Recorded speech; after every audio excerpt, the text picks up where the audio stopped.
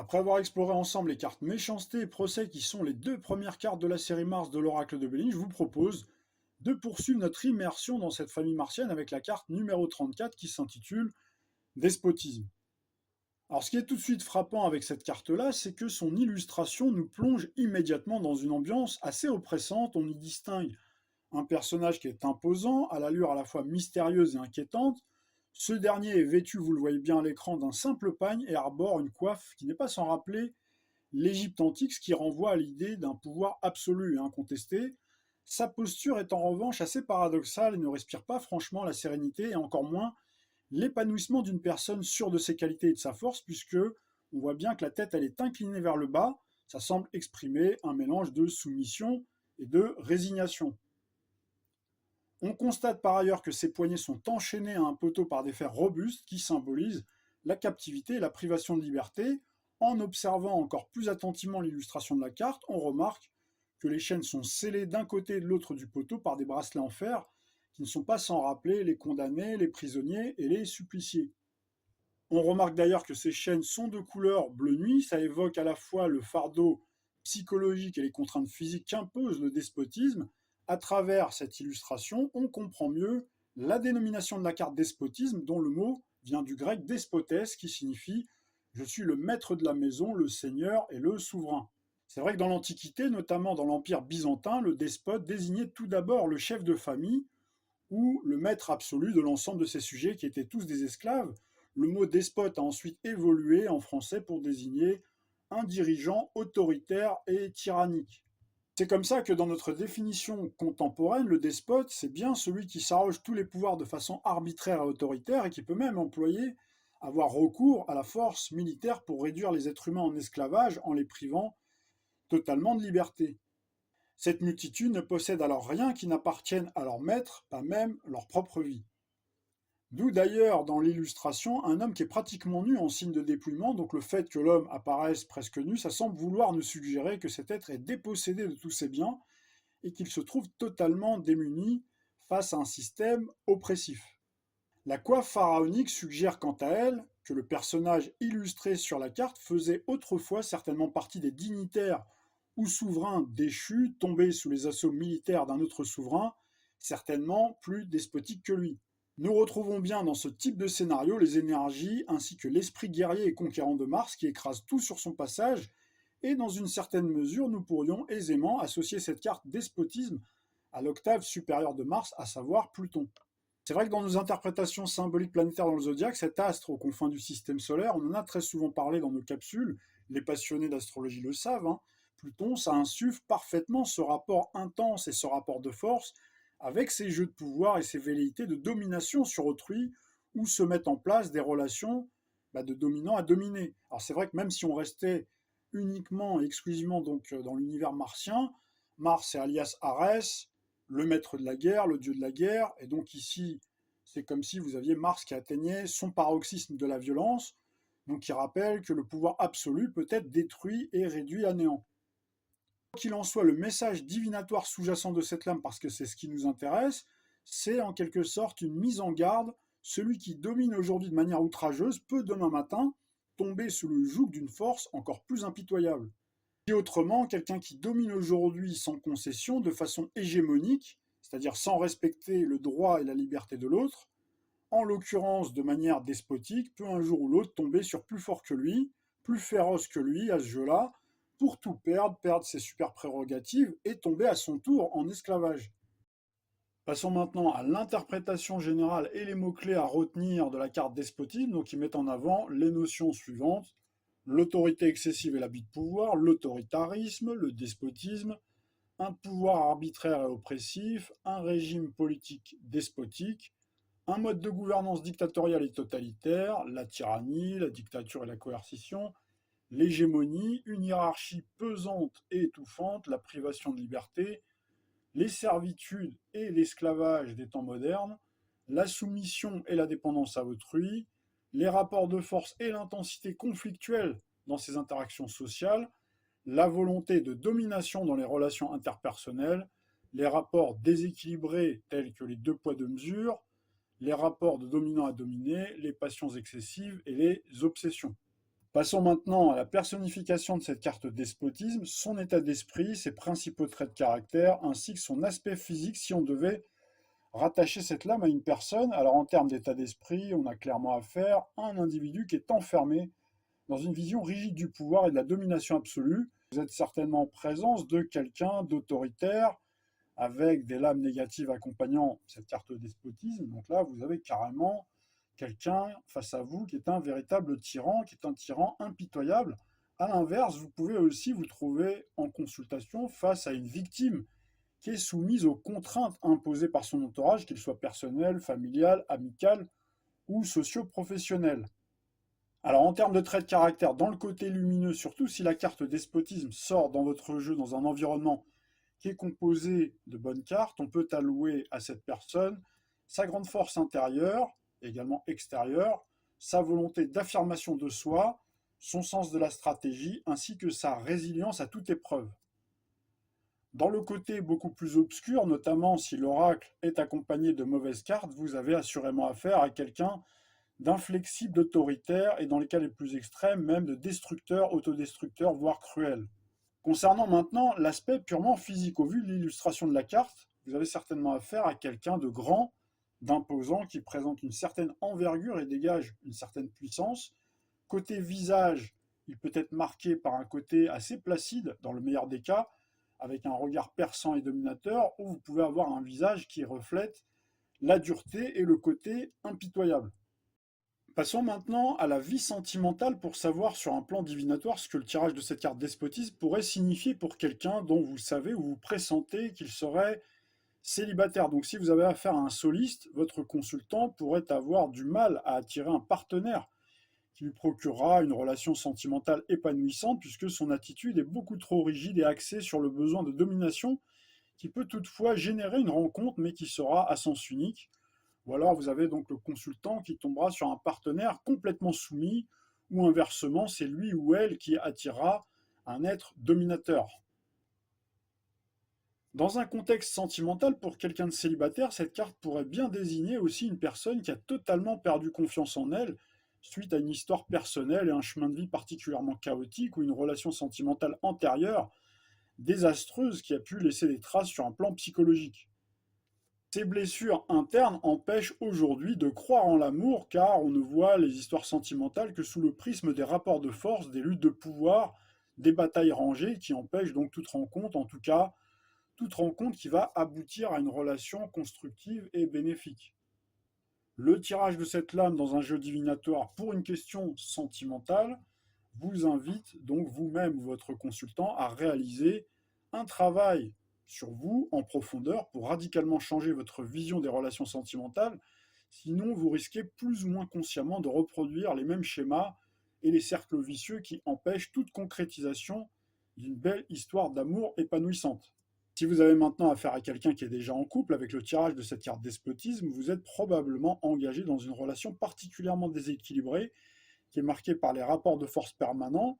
L'un impose sa volonté à l'autre et l'autre la subit. Ça signifie que dans le couple, l'un des partenaires se montre par conséquent plus ou moins autoritaire dans la vie quotidienne, il domine et l'autre se soumet à tous ses désirata sans broncher. Dans certains cas, cette carte divinatoire peut même augurer de rapports sadomasochistes entre les deux partenaires. Entourée de lames très positives, notamment de la famille Vénus, cette carte martienne peut malgré tout augurer de rapports physiques et sexuels à haute intensité relativement satisfaisants. En revanche, accompagné de lames très négatives, on a affaire à une relation sentimentale particulièrement toxique avec quelqu'un de pervers narcissique. Avec des cartes lunaires ou vénusiennes comme la carte famille, l'un des deux partenaires ou les deux peuvent être en présence d'une famille ou belle famille trop intrusive et dominatrice. C'est ainsi que vous avez l'un des conjoints qui se voit imposer des choix qui ne sont pas les siens et parfois même pas ceux de son partenaire, donc qui proviennent de la famille. Faire ce tirage de cartes en tout début de relation sentimentale, si vous avez affaire à quelqu'un qui vous dit je viens de démarrer une relation amoureuse avec une personne et que vous tirez ces cartes-là, c'est-à-dire la carte despotisme qui est accompagnée de la carte famille, ou en tout cas d'autres cartes qui peuvent symboliser la famille, ça pourrait signifier que l'entourage, du coup, pourrait devenir un obstacle possible à une union. Concernant la traditionnelle question du retour d'affection d'une petite amie ou d'un petit ami dont on vient de se séparer, cette carte elle est chargée d'une tonalité particulièrement négative, vous l'avez remarqué. La réponse serait donc d'emblée plutôt non, puisque le consultant ou vous-même, vous avez été complètement vampirisé de toute votre énergie vitale. Vous êtes quelque part dépouillé de tout face à un partenaire qui s'en est allé conquérir d'autres terres fertiles. Donc il faut vraiment que cette lame soit accompagnée de très bonnes cartes pour répondre oui à cette question. Et encore, même s'il y avait une reprise, rien ne serait gagné, puisque vous êtes face à quelqu'un qui ne changera pas fondamentalement. C'est vrai qu'avec cette carte-là, nous sommes dans l'univers de Mars. Mars, ça symbolise l'ego, hein, donc la personne, elle est centrée sur elle-même et elle n'est pas du tout dans l'empathie, dans la compassion, dans la compréhension de l'autre. Passons maintenant à la vie socio-professionnelle. Si vous avez face à vous quelqu'un qui est sans emploi ou cherche un nouveau travail, cette personne pourrait rencontrer de sérieuses difficultés à trouver un emploi par manque de flexibilité ou parce qu'elle se trouve en présence de recruteurs qui ont des exigences trop élevées.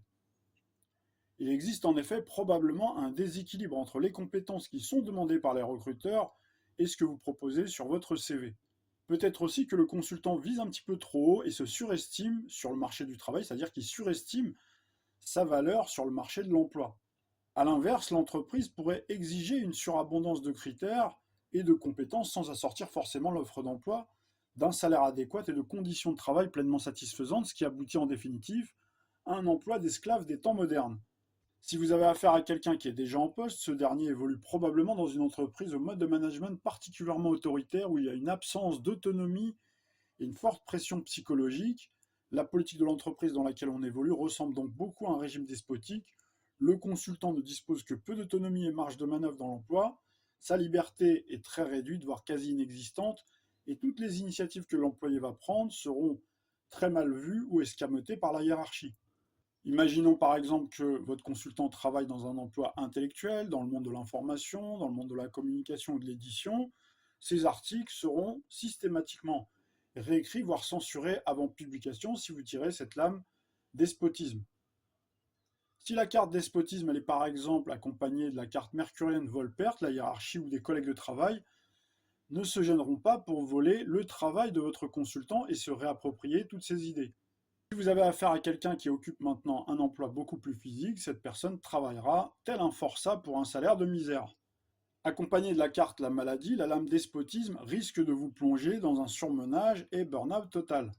Si la carte despotisme elle est entourée de cartes lunaires comme la trahison ou l'inconstance, ou par exemple les ennemis qui fait partie également de la famille Mars qu'on verra prochainement, on peut se retrouver dans une situation de pression psychologique constante, de relations professionnelles particulièrement toxiques, voire dans les cas les plus extrêmes en situation de harcèlement moral.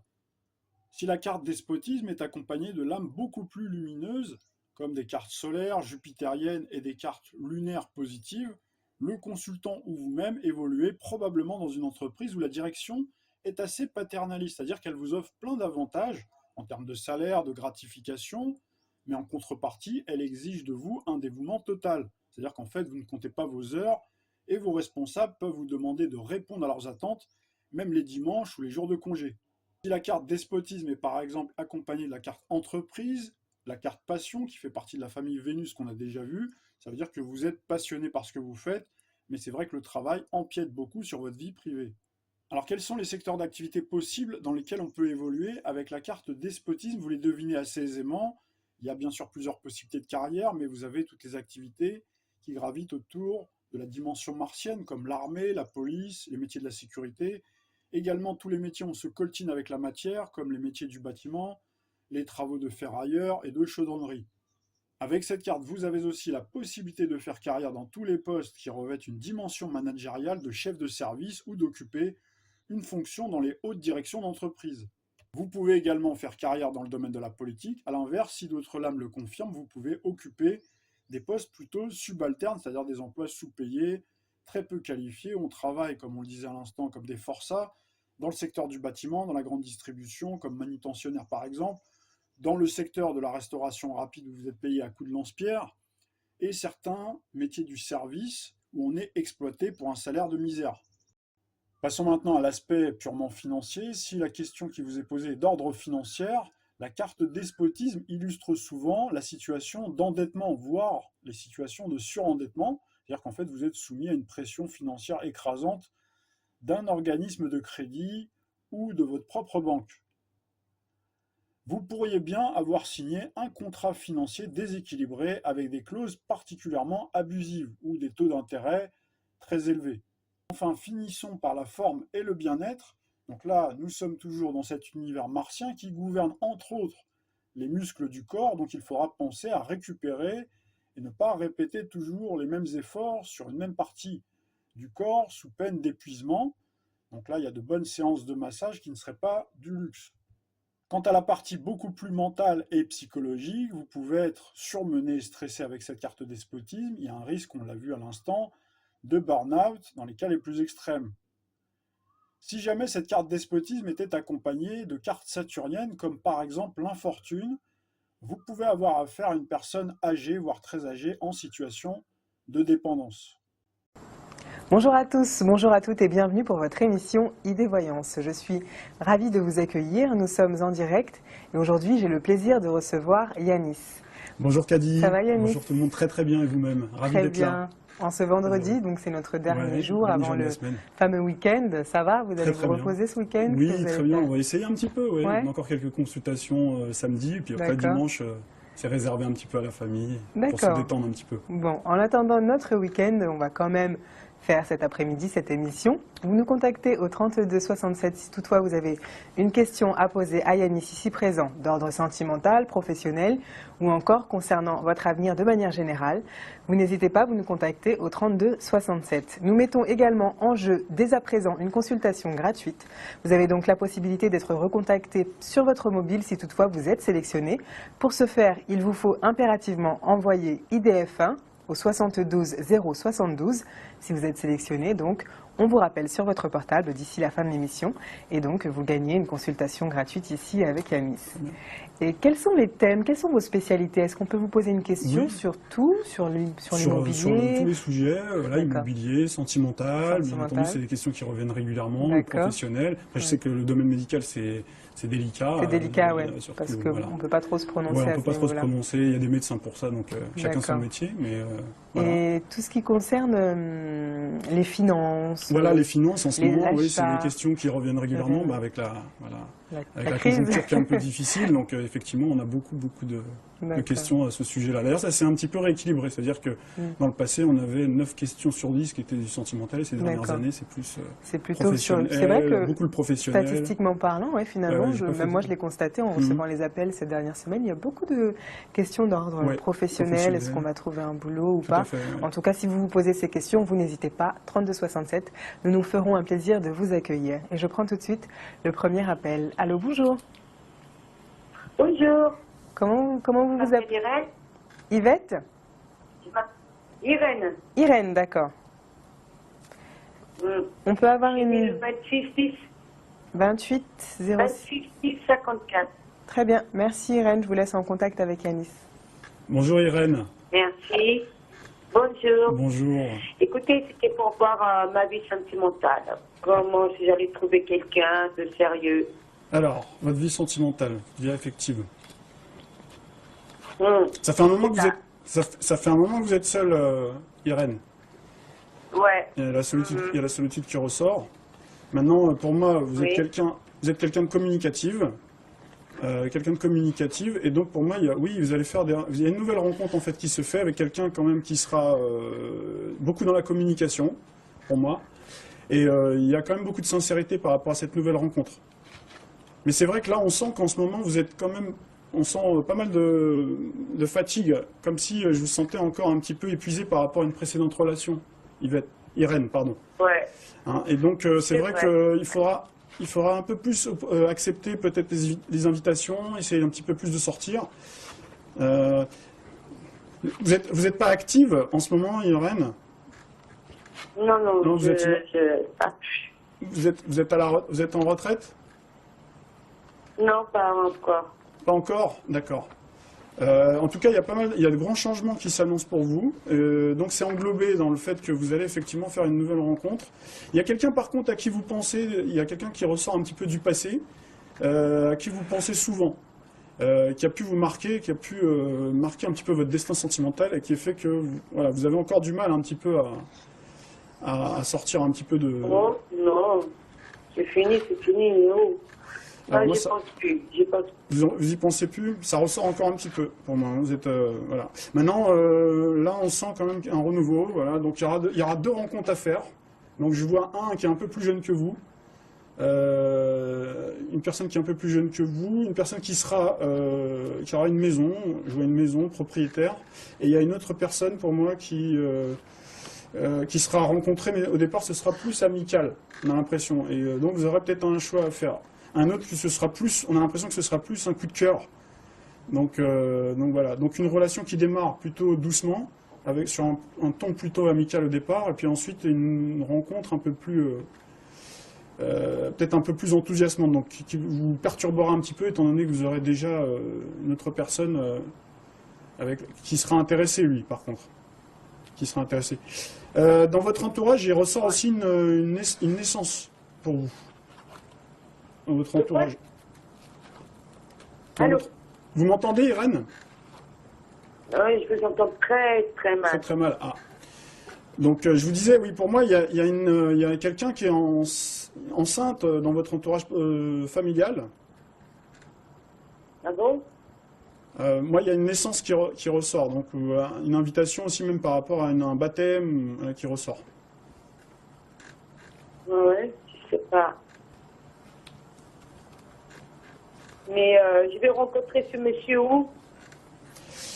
C'est par rapport à une sortie. C'est par rapport à une sortie. Il y a une invitation qui se fait, donc pour moi, par rapport à une personne de votre entourage que vous connaissez. Donc c'est pour ça, moi j'ai l'impression que vous, pour le moment, vous êtes un peu isolé, quoi. Je vous sens un peu isolé, je sens voilà. Mais je sens que vous allez, là, vous allez vous ouvrir sur l'année qui arrive, sur la fin de l'année et début de l'année prochaine. On sent que vous allez un peu plus vous ouvrir sur des opportunités. Vous êtes du signe, vous, du cancer, hein. Donc le signe du cancer, souvent, c'est symbolisé par le crabe, donc qui reste un petit peu recroquevillé sur lui-même, qui se protège. Donc c'est pour ça que tout à l'heure, vous me disiez que ça... Pardon? Chez Scorpion? J'ai entendu, moi, 2806. Non, 26, 10, 0. Ah, 10, d'accord. Bon, remarque, le scorpion, c'est 2 signes d'eau, c'est un peu... 54. C'est 2 signes d'eau, c'est un peu pareil, c'est-à-dire que le scorpion, c'est aussi un signe qui est très secret. En plus, bon, vous avez eu une planète donc, qui s'appelle Saturne, qui a séjourné pendant 2 ans dans ce signe-là. Et c'est une planète qui symbolise aussi la solitude, justement. Donc ce qui peut expliquer cette solitude, mais vous en sortez, puisque Saturne vient de quitter le Scorpion. Voilà pour vous, ma chère Irène. Je suis désolée, je vais devoir couper la communication. Oui, tu sais quand à peu près? Allô? La rencontre, c'est plus sur le printemps. Alors, il dit le printemps plutôt, Irène. Plutôt pour le printemps. Je vais devoir couper l'appel, Irène. Je vous embrasse. Et puis surtout, vous nous tenez informés dès que vous avez des nouveautés. D'accord. À bientôt, Irène. Au revoir. Bon week-end. Au revoir.